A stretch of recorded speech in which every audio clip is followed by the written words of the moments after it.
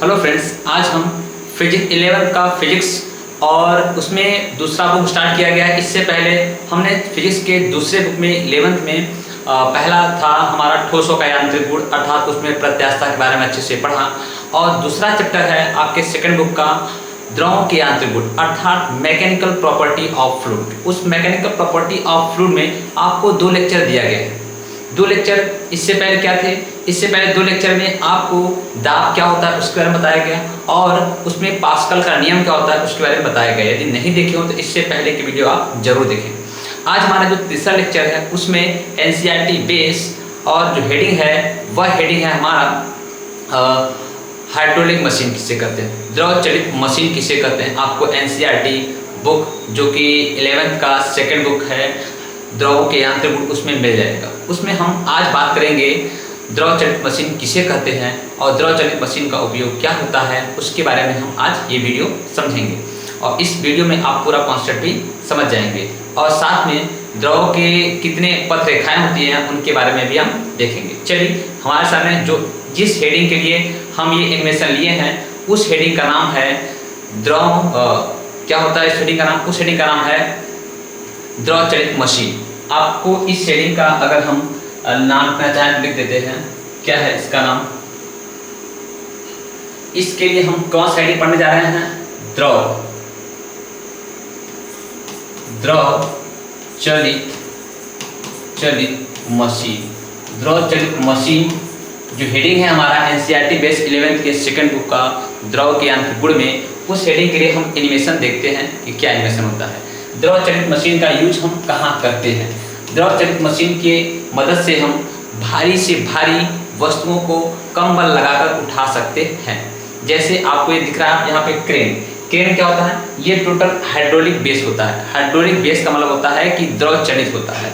द्रव के आधार पर यह पूरी जो है आपकी क्रेन कार्य करती है और बड़े से बड़े चट्टानों को उखाड़ फेंकती है।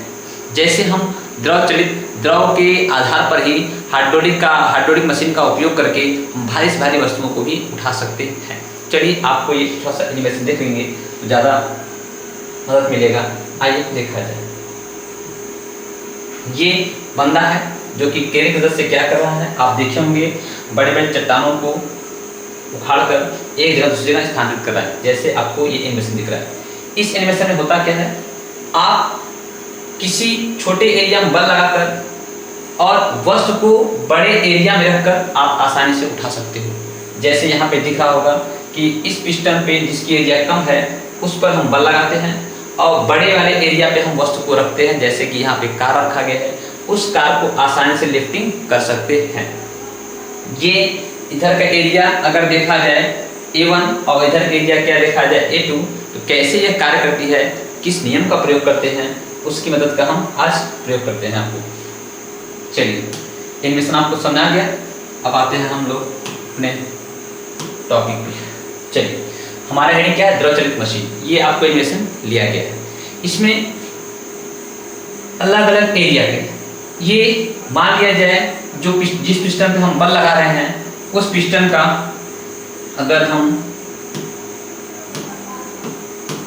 उस पिस्टन का एरिया अगर लें, उस पिस्टन का एरिया A1 है और जिधर पर वस्तु रखे हैं अर्थात कार रखा गया है उस तरफ का एरिया क्या है? A2 है। उस तरफ का एरिया A2 है। तो कैसे कार्य करता है? पास्कल का नियम क्या कहता है? पास्कल का नियम कहता है कि यदि किसी स्थिर अवस्था में द्रव के किसी एक बिंदु पर दाब लगाया जाए, वह दाब द्रव के अन्य सभी बिंदुओं पर बिना लॉस के स्थानांतरित हो जाता है। मतलब इसका कहने का मतलब हुआ, अगर हम इधर दाब लगाएंगे तो पूरा का पूरा दाब इस द्रव की मदद से इस कार पे लग जाएगा। अर्थात कहने का सेंस ये हुआ, जो दाब इधर लगाएंगे उतना ही दाब इधर लग जाएगा। जब दाब सेम लगेगा तो हम एक कॉन्सेप्ट यूज करेंगे कि कम बल लगाएं और उधर ज़्यादा बल मिल जाए। कैसे? देखिए, पास्कल के नियम का हम प्रयोग करते हुए इसमें इसको सॉल्व करेंगे। तो पास्कल के नियम के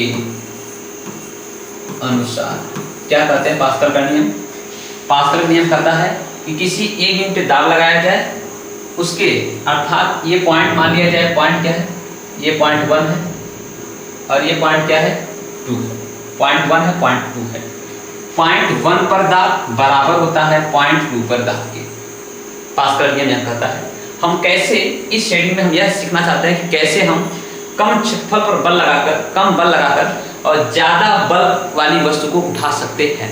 तो क्या कर रहे हैं, दाब P1 और दाब P2 है। दाब बराबर आपको बताया गया है क्या होता है, बल बटा क्षेत्रफल होता है, ठीक है। तो दाब P1 जगह क्या हो जाएगा, बल F1 और क्षेत्रफल क्या हो जाएगा A1, और दाब P2 पे क्या हो जाएगा, बल F2 लगेगा और क्षेत्रफल क्या होगा A2। क्योंकि हमको क्या चाहिए, क्या चाहिए, तो आप लिखोगे पास्कल के नियम के अनुसार दाब क्या होते हैं, बराबर होते हैं। इस अकॉर्डिंग क्या हो जाएगा, F2 का मान चाहिए आपको, F2। आप क्या लिखो, कैसे लिखोगे, F2 इक्वल टू क्या हो जाएगा, इसका इधर गुणा हो जाएगा, मतलब क्या हो जाएगा A2 बटा A1 और गुणे क्या हो जाएगा F1। तो लिखोगे दो अलग अलग अनुप्रस्थ काट के क्षेत्रफल A1 तथा A2 के अनुप्रस्थ काट हों, यदि A1 पर F1 बल लगाया जाए तो A2 पर F2 बल होगा और उस F2 बल का मान हमेशा क्या होगा, बड़ा होगा।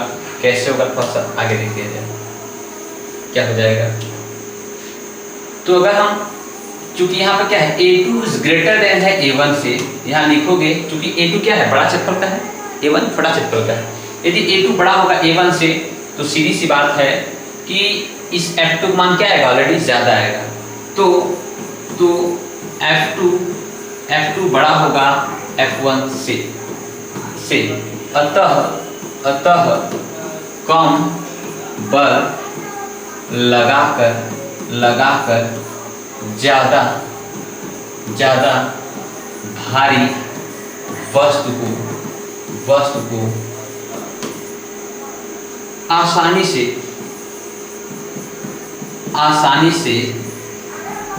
से उठाया जा सकता है। चलिए इसको मैं ऐसे आपको कम सुनाया, एक एग्जाम्पल लेते हैं, एक रफ वे में मैं एग्जाम्पल लेता हूँ आपको, एग्जाम्पल ज़्यादा बेटर सुनाएगा। जैसे एक एग्जाम्पल मैं ले रहा हूँ, जैसे मैं कह रहा हूँ कि एक पिस्टन है, ठीक है, एक पिस्टन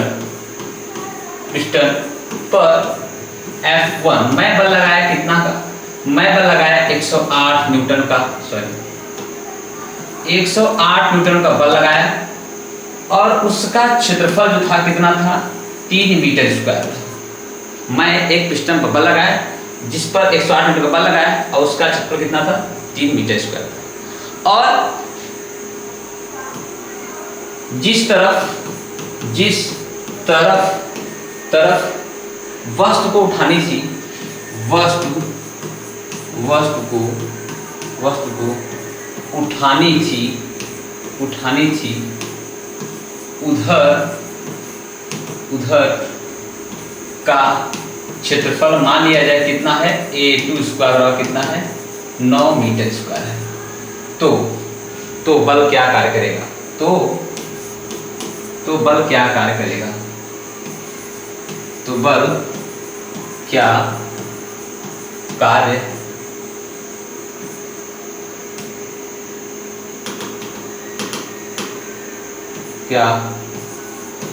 कार्य करेगा। चलिए बात किया जाए, क्योंकि पास्कल के नियम के अनुसार आप क्या बोलोगे, पास्कल के नियम से क्या होगा, नियम से, पास्कल के नियम से दोनों जगह के दाब क्या होंगे, बराबर, दोनों जगह के दाब क्या होंगे, बराबर। अब दाब बराबर क्या होता है, बल बटा क्षेत्रफल, इधर भी वही होगा, बल बटा क्षेत्रफल।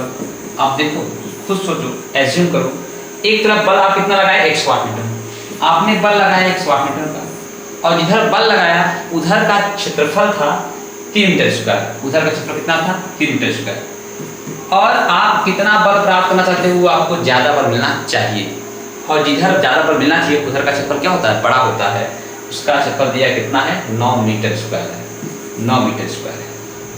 तो क्या हो जाएगा, 3 1 3, 3 3 9। तो F2 इक्वल टू क्या हो जाएगा? F2 इक्वल टू 108 मल्टीप्लाई 3, मतलब कितना हो जाएगा? 324। मतलब आप छोटे क्षेत्रफल पर 109 न्यूटन का बल लगाया और आपको बड़े क्षेत्रफल पर 324 न्यूटन का बल प्राप्त हुआ। आपको बड़े क्षेत्रफल कितना बल प्राप्त हुआ? 324। बड़े क्षेत्रफल पर कितना बल प्राप्त हुआ? 324 न्यूटन का। अर्थात क्षेत्रफल तिगुना कर दिए तो आपका बल भी क्या हो गया? तिगुना बढ़ गया। आपका बल तिगुना बढ़ गया, जैसा कि आप एनिमेशन से देख रहे हो। एनिमेशन देख रहे हो, ये आपको एनिमेशन दिख रहा होगा। इधर का एरिया हमने कितना लिया था? 3 मीटर स्क्वायर लिया था, और इधर का एरिया हमने कितना लिया था? 9 मीटर स्क्वायर लिया था। मैंने बल लगाया था कितना? बल लगाया था 108 न्यूटन का, और मुझे जो बल उठाने के लिए मिल कितना गया? 324 न्यूटन का। इस प्रकार जितना ज़्यादा आप एरिया बड़ा करके रखोगे, जिधर वस्तु उठानी है उधर उतना ही ज़्यादा बल लगेगा और वस्तु आसानी से उठ जाएगा।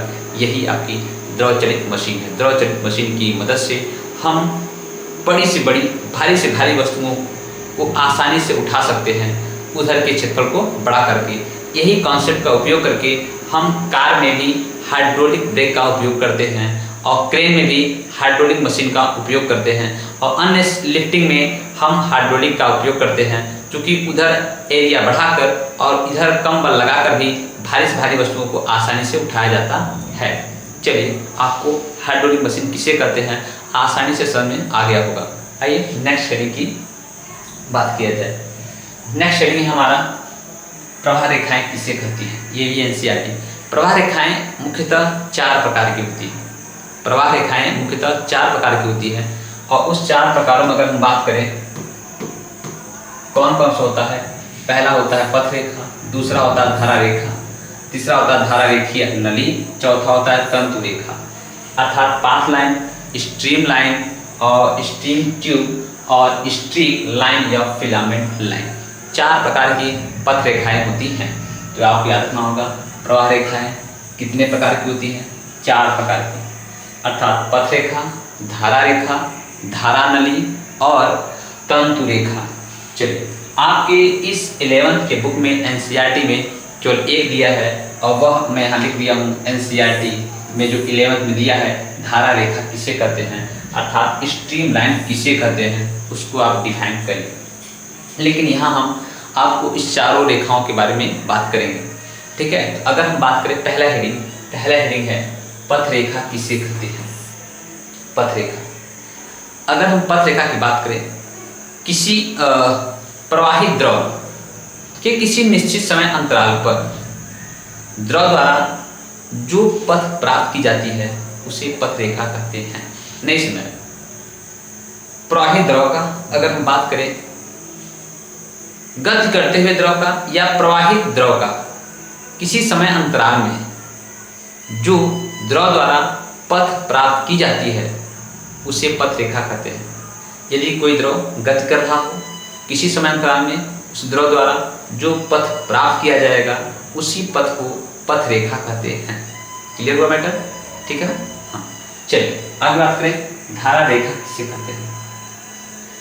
प्रवाहित द्रव पर खींची गई स्पर्श बिंदु, प्रवाहित द्रव पर खींची गई स्पर्श बिंदु द्वारा प्रदर्शित दिशा ही क्या कहलाती है? धारा रेखा कहलाता है। वेरी वेरी इंपॉर्टेंट, आपको एनसीईआरटी में दिया है, यह एनिमेशन बनाना। प्रवाहित द्रव पर खींची गई स्पर्श रेखा द्वारा जो द्रव की दिशा को दिखाती है वही क्या कहलाती है? धारा रेखी कहलाती है। यहाँ पे स्पर्श रेखा खींचे, द्रव की दिशा दिखा रही है। यहाँ पे स्पर्श रेखा खींचे, द्रव की दिशा दिखा रही है। यहाँ पे स्पर्श रेखा खींचे, द्रव की दिशा को दिखा रही है। इस प्रकार के द्रव की दिशा को देखते हुए आप इसका एनिमेशन भी आप बनाएंगे। क्या करेंगे? आप इसका एनिमेशन भी आसानी से बना लेंगे कि धारा रेखा किससे करते हैं। एक बार फिर से डिफाइन करता हूँ। प्रवाहित द्रव पर खींची गई स्पर्श रेखा द्वारा जो उसकी दिशा को प्रदर्शित करता है वही क्या कहलाती है?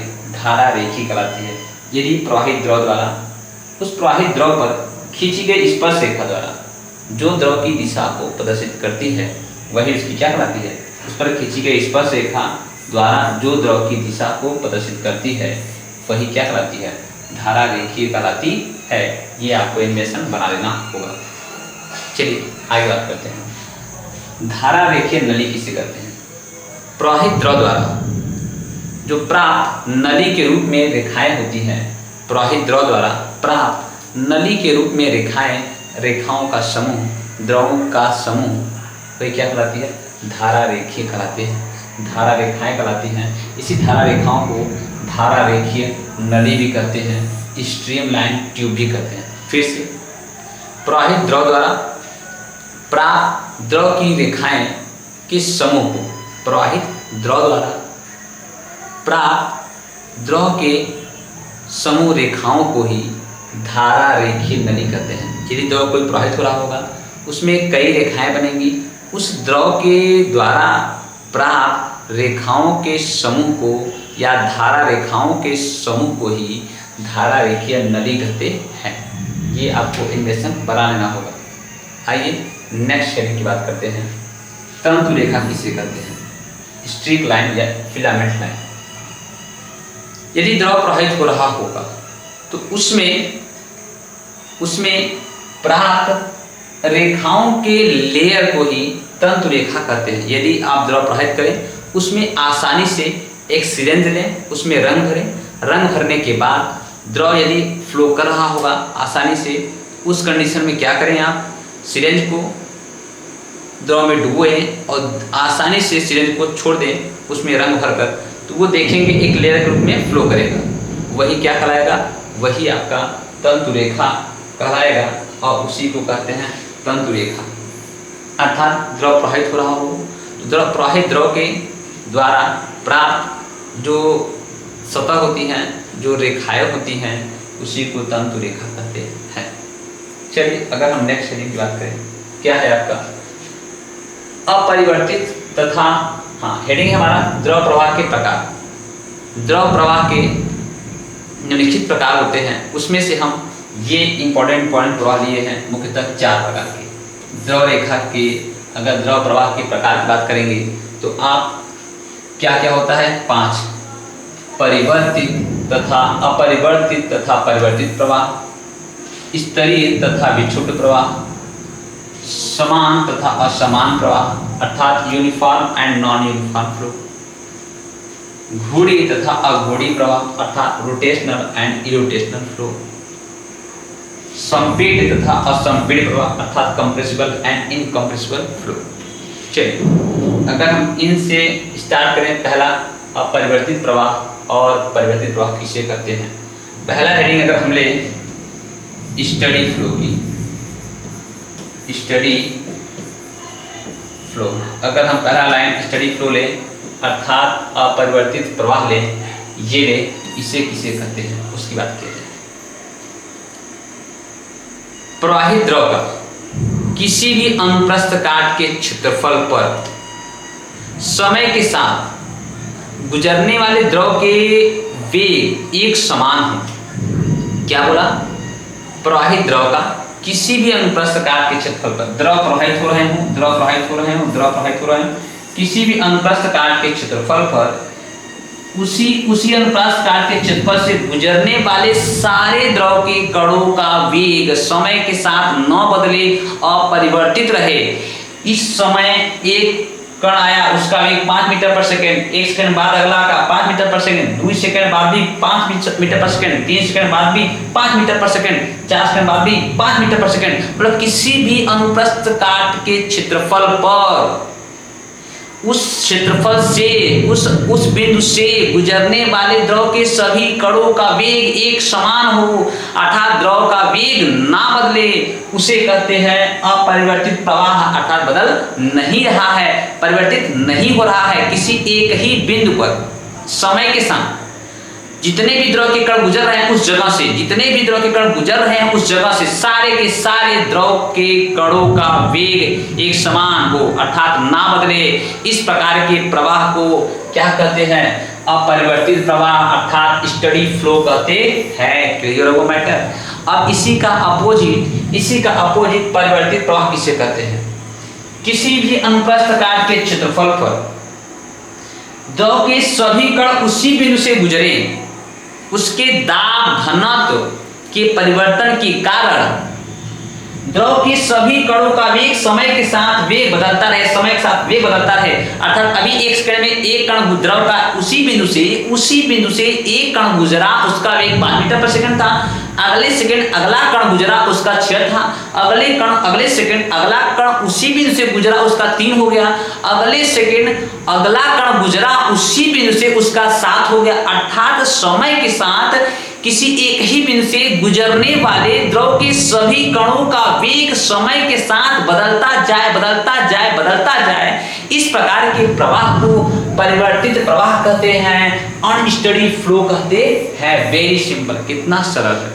एक ही बिंदु पर समय के साथ उसी बिंदु से गुजरने वाले द्रव के सभी कणों का वेग क्या होता जाए, बदलता जाए। एक सेकंड में 5, अगले सेकंड में अगला जो कण गुजरे वहां से 7, अगले सेकंड में अगला कण गुजरे 3। इस समय के साथ बदले तो क्या हो जाएगा, परिवर्तित प्रवाह। और समय के साथ एक ही बिंदु से सारे द्रव के कण गुजरे और उनका वेग क्या हो, एक समान हो, उसे स्टडी फ्लो कहते हैं। मैटर क्लियर हो गया होगा।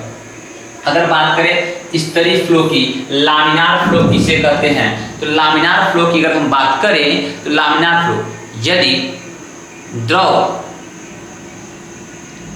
किसी प्रवाह की दिशा में एक द्रव के एक सतह अन्य सतह पर फिसलता हुआ लेयर बाय लेयर स्तर के रूप में फ्लो करे, एक सतह फ्लो करे, द्रव के ऊपर अगले द्रव के कण उसके ऊपर स्लीप करे, फिर अगले कण उसके ऊपर स्लीप करे, लेयर बाय लेयर अगर फ्लो करे तो इस प्रकार के फ्लो को क्या कहेंगे, लामिनार फ्लो कहेंगे, स्तरीय प्रवाह कहेंगे। अर्थात द्रव अगर शांत वे में जा रहा होगा तो उसके ऊपर वाले कण पर कोई रंग डाल दिया जाए तो उसी रंग में वो एक लेयर में चलेंगे, अगला रंग अगले वाले लेयर में चलेंगे, उसका अगला रंग डाल दिया जाए दूसरे लेयर में तो वो अगले रंग वाला उस लेयर में चलेगा।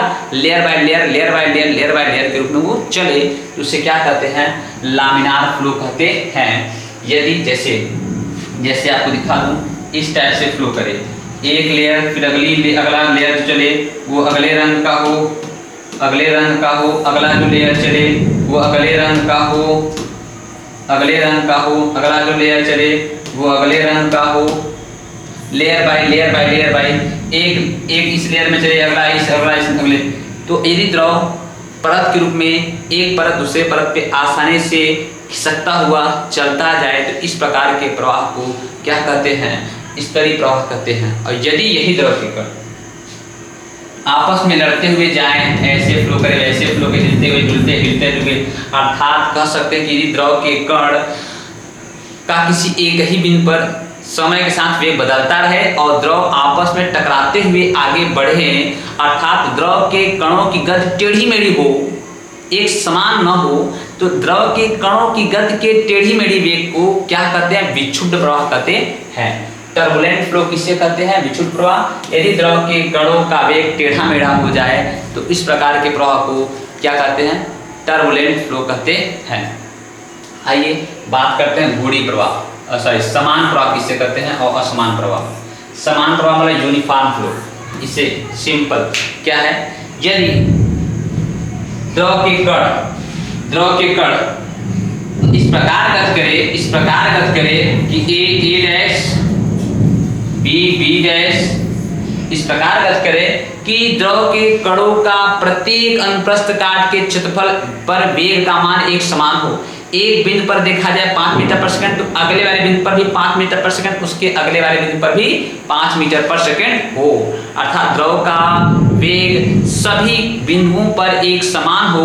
इस प्रकार के प्रवाह को क्या कहते हैं, यूनिफॉर्म फ्लो कहते हैं, एक समान प्रवाह कहते हैं। और इसका उल्टा यदि द्रव के कणों का वेग अलग अलग बिंदुओं पर अलग अलग हो, इस प्रकार के प्रवाह को असमान प्रवाह कहते हैं, नॉन यूनिफॉर्म फ्लो कहते हैं। चलिए घूर्णी प्रवाह, यदि द्रव गति करता हुआ चले और अपने एक अक्ष पर कोणीय वेग को प्राप्त करते हुए आगे बढ़े, इस प्रकार के प्रवाह को घूर्णी प्रवाह करते हैं। और यदि अपने अक्ष पर कोणीय वेग से न एक सीधे वेग से गति करे, उसे अघूर्णी प्रवाह, इरोटेशनल फ्लो। जैसे अपने अक्ष पर ऐसे गति करता हुआ चले, ऐसे गति करता हुआ आगे बढ़े, ऐसे गति करता हुआ आगे बढ़े तो उसे क्या कहेंगे, घूर्णी प्रवाह। और सीधे निकल जाए उसे क्या कहेंगे, उसे कहेंगे इरोटेशनल फ्लो, अघूर्णी प्रवाह। संपीड प्रवाह किसे कहेंगे, यदि द्रव पर दाब लगाया जाए, द्रव दब जाए उसे संपीड प्रवाह, जैसे गैस दबते हैं संपीड प्रवाह होता है। और यदि दाब लगाने पे द्रव न दबे उसे असंपीड प्रवाह कहते हैं। इस प्रकार से कंप्रेसिबल और इनकम्प्रेसिबल को हम समझ लिए, और इस प्रकार से 5 में जो 5 अन्य थे 10 प्रवाह को आसानी से समझ लिया गया। यदि वीडियो अच्छा लगे तो लाइक करिए, कमेंट करिए, दोस्तों को शेयर करिए। नेक्स्ट वीडियो आपको कार्टेशियन इक्वेशन पे आएगा, बर्नौली समीकरण पे आएगा, अच्छा आपको डायग्राम दिखाया जाएगा। Thank you watching for this video.